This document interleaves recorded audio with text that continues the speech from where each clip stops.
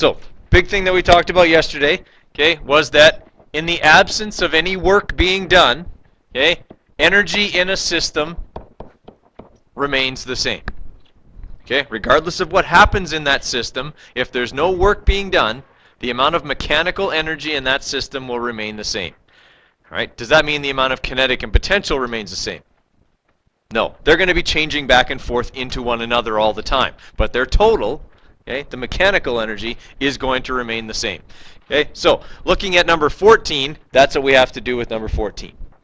Okay, because we have to understand that when I pull a pendulum, okay, so here's my pendulum, that's its resting or equilibrium position, the bottom of the arc. Okay, if I draw it away from the bottom of the arc so that it's over here and is now 0.10 meters higher than it is here, have I done work? All right, so now this system has mechanical energy. At that point, all the mechanical energy is in what form? It's in the form of potential energy, because it's not moving, right? I've just drawn it away to that point and I'm holding it there.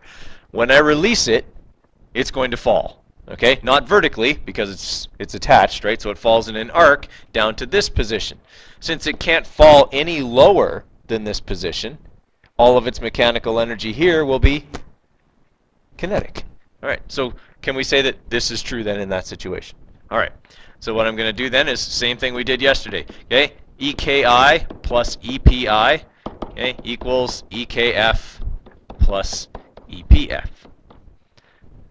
Right? Now, again, we can say that we've already said that some of these are zero, so we're going to cancel them off. Right? At the beginning, there isn't any kinetic energy, and at the end, there isn't any potential energy. So the initial potential equals the final kinetic. They want us to find out how fast it's going at the bottom of the arc. So we put in our formulas. M times G times HI equals 1/2 MVF squared.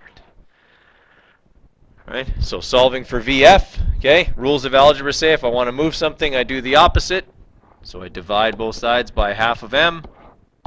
Okay, bring that over here. Okay, by half of M, what happens to the M's? They cancel off. If you're not comfortable doing that, you can plug in the number anyway. We talked about that yesterday. Okay, and then I need to square root in order to get V. So V is going to be the square root of 9.81 times 0.1. Right, over 1/2. All right, and I got myself a brand spanky new calculator yesterday. Hopefully it works. See. All right, so we got square root of, okay, 0.981. Okay, divided by 0.5. All right, so I just multiplied that in my head. That's okay with everybody? The 9.81 times 0.1. Okay.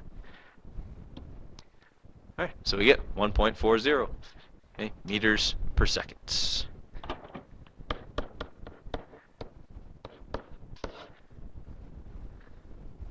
All right, is that making sense to everybody?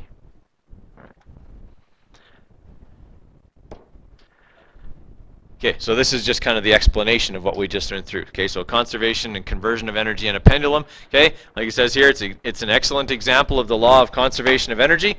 Okay, the pendulum is initially lifted. Okay, so people are doing work against the force of gravity there. All right, and then when that pendulum is released, the gravitational potential energy is converted into kinetic energy. So I would say this is a good paragraph when you're studying. Okay, when you're studying for, let's say, like a multiple choice item that might be asking about what the law of conservation of energy is, that's a good paragraph to read.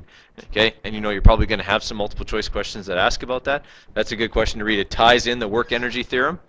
Okay, because it talks about, okay, work being done right here, right? The energy expended to do the work is stored as gravitational potential energy. Okay, work is done against gravity when you pull it up, and it talks about how that's converted, okay, into kinetic energy here. Okay, and then at the bottom of the arc, it's moving at its maximum speed, right? Things like that. So it's just kind of a good basic example of that. Okay, now before I have you start on these questions, I want to go over kind of where we're headed with all of this. Okay, so write this example problem down.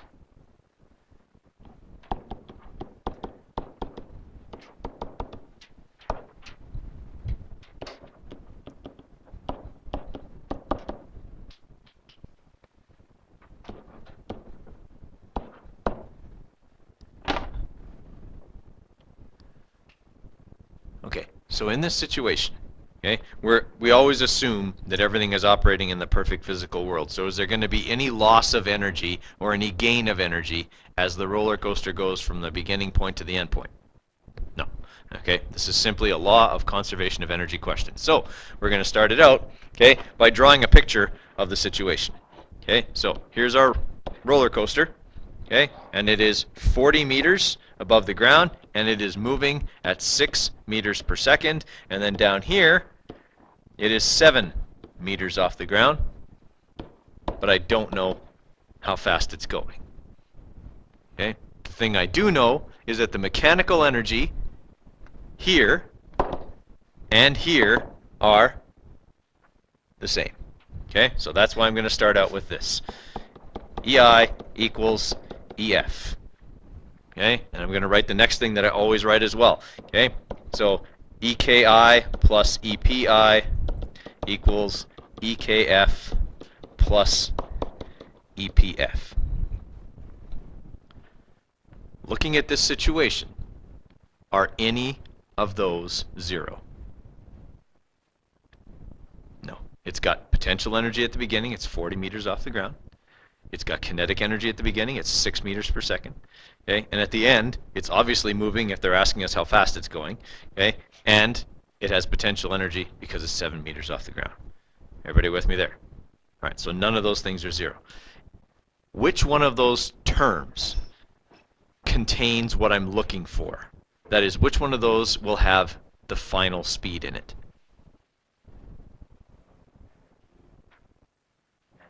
Right, EK final is going to be, this is the one that's going to have the term in it that I'm looking for. All right, so if I want to get this by itself right now, what do I have to move? Right, I got to move the final potential over here. I could plug in the formulas and then move the whole formula if I wanted as well. Okay, whichever way makes more sense to you. I'm just saying right now, this is the thing that's going to contain what I'm looking for. All right, normally when I do these, I plug in the formulas before I move.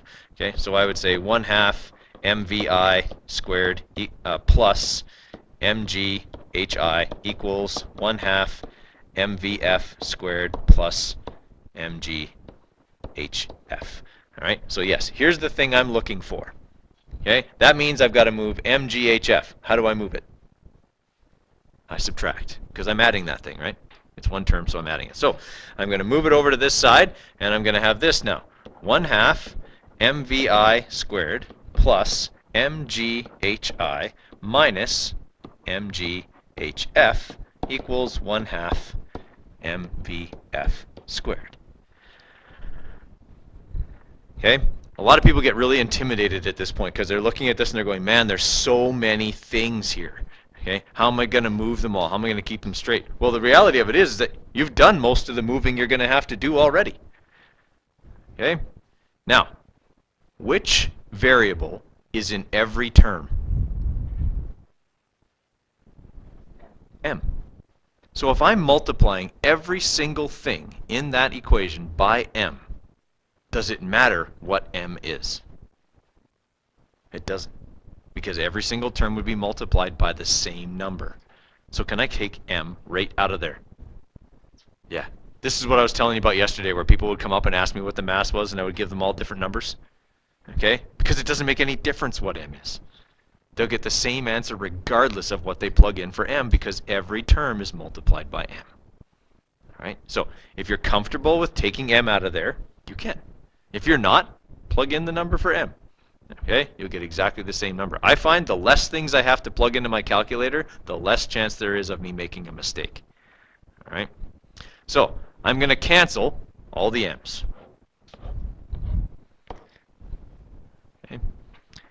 All right, so now I've got, okay, 1/2 VI squared plus GHI minus GHF equals 1/2 VF squared.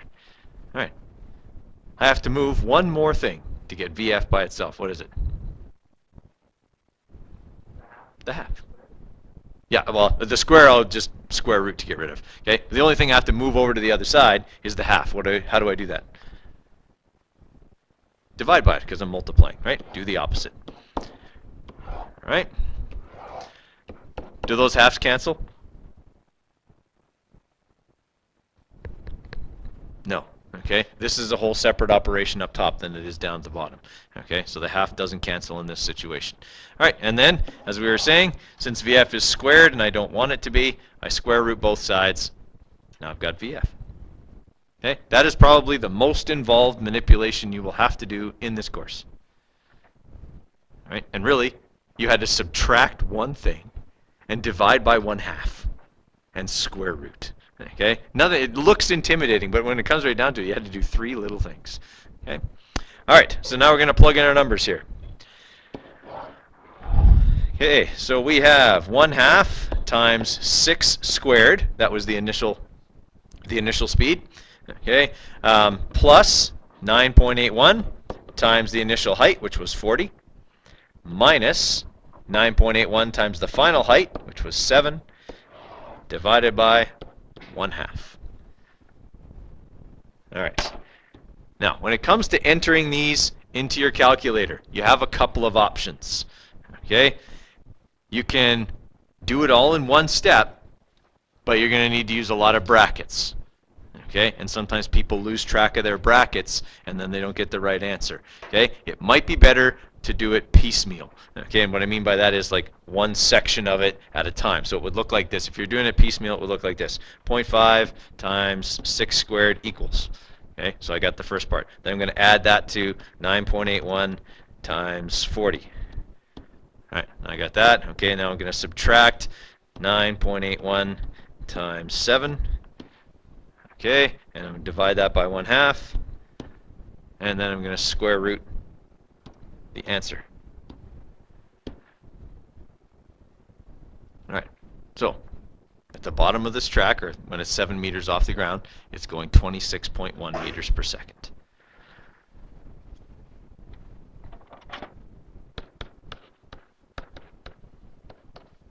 Okay, now if you wanted to do that all in one step with all the brackets, okay, it's going to look something like this.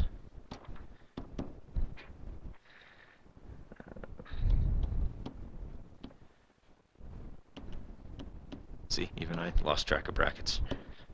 Extra bracket there.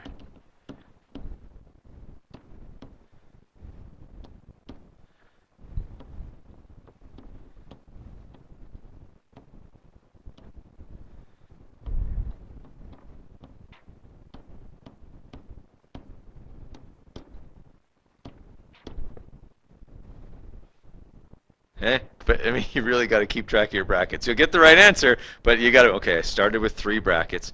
And that's what you have to figure out is how many brackets do I have to have right at the beginning of this whole thing? Because I got to enclose each term, I got to enclose the top, and then the whole thing so it all square roots. Yeah, it's probably better to do it piecemeal. Okay, just one thing at a time.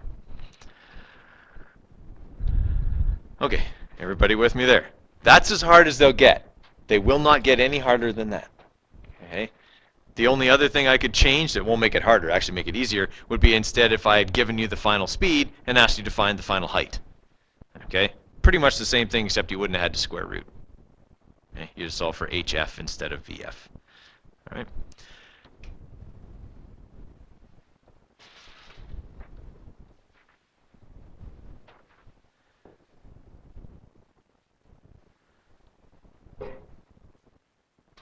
All right, so I want you guys to work on these questions right here. Okay, do them all. Right? There's just some stuff to answer. Now, when you get to number 4 about these graphs, okay, I want you, and this is not an energy question, I want you to tell me what's wrong with these graphs, because they're really bad. Okay? This is part of the reason we actually don't use this textbook. There's actually that many mistakes in it. Okay, and these graphs were one of the first things I noticed when I proofread the book. I was like, what the heck is going on here? Anyway, this will be a interpreting graphs exercise. Tell me what's wrong with those graphs when you get to number 4. Okay, the other ones, it's good review, law of conservation of energy stuff. Okay. All right, so we'll talk about these ones here, guys. Just these first 4 here for today, and we'll talk about the other ones there on Monday. Just for today, okay, what's mechanical energy? Okay, just. Okay, it is the sum of the kinetic and potential energy of an object. Okay, realistically, it is also the object's capacity to do what? Work. Okay, because having thermal energy doesn't give you the ability to do work necessarily. Okay, but mechanical energy certainly does. Okay, kicker on a football team kicks a football that travels in that trajectory. All things that are thrown essentially follow an arc like that. Okay, what type of energy or types of energy does the football have the moment the ball leaves the kicker's foot? So we're assuming that the ball is on the ground when he kicks it. So when he kicks it, his foot and the ball are still on the ground. Okay, but is the ball moving? It is. Okay, so what kind of energy does it have? Yeah, all kinetic. Now, there would be an argument for that it has some elastic potential energy too, because if you've ever seen a snapshot of a ball being kicked, the person's foot is usually partly in the ball. Okay, that is, the ball deforms when it is kicked. Okay, and as a result, it will have some elastic potential energy there as well. Okay, what types of energy does the football have at a point halfway up to its highest point? Potential and kinetic. Okay. What types of energy does the football have at the highest point in its path? And kinetic. Trick question. Okay, here's why it's a trick question.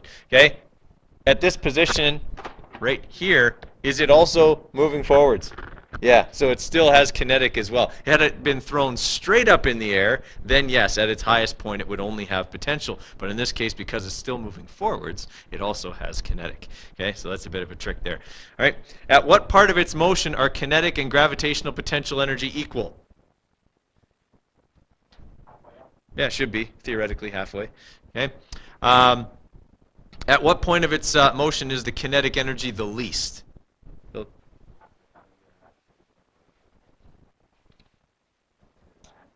Okay, as it lands, as it's hitting the ground, is actually, what's that? After it comes to rest. Okay, so let's just consider within the movement here. This would be the position where it had the least, right? Because it would be moving the slowest at that point, right? Where's the total mechanical energy the greatest?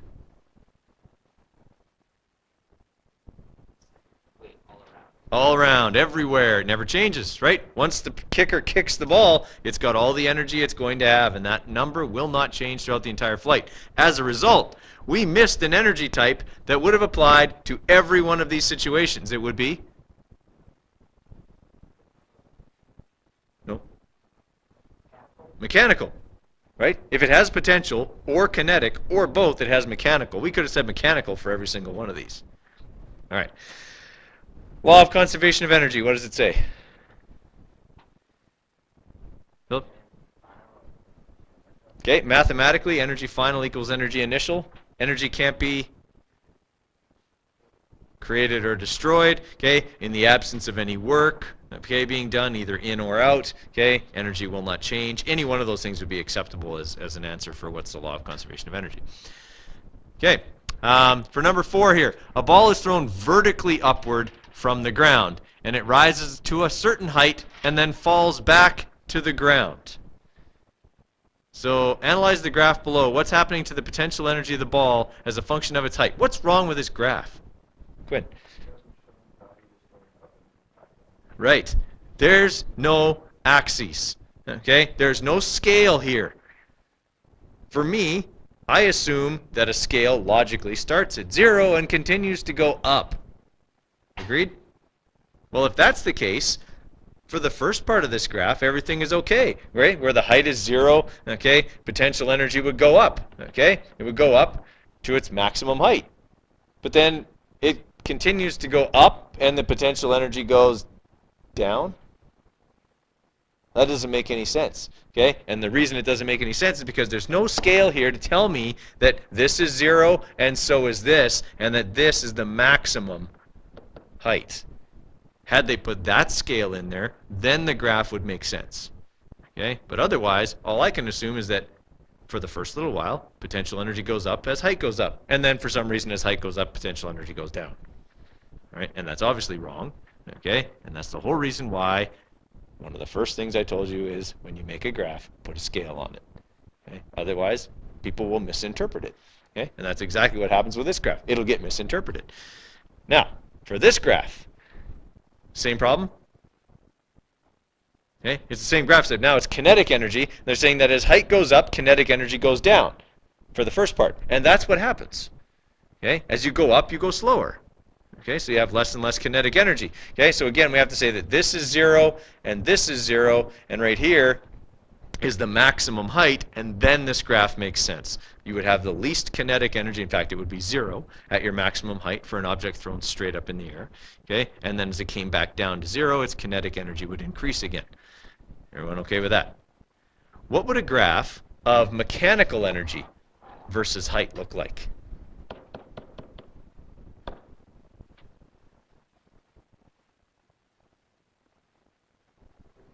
It'd be a straight line. Right? The mechanical energy stays the same. Okay, so it would be a straight line. All right, good. Okay, so on Monday, we'll deal with the rest of the questions that are on that sheet. Okay, there'll be some problem solving, obviously, to do with those. And there's that other worksheet there that's got some kinetics, some work, some potential, and some conservation of energy on it. Okay, we'll probably spend a little while working on that Monday, Tuesday.